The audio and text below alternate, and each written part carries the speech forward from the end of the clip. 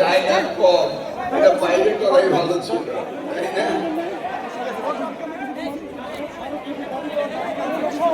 এটা বাইরে করলে সুন্দর হতো। এত আচ্ছা ঠিক আছে, দাঁড়িয়ে থাকো থাকো, আমরা মিটিং শুরু করি। হ্যাঁ, ছাত্রদল প্লিজ। বিসমিল্লাহির রহমানির রহিম। 20তম কি জন্য জানো তো? সাবেক প্রধানমন্ত্রী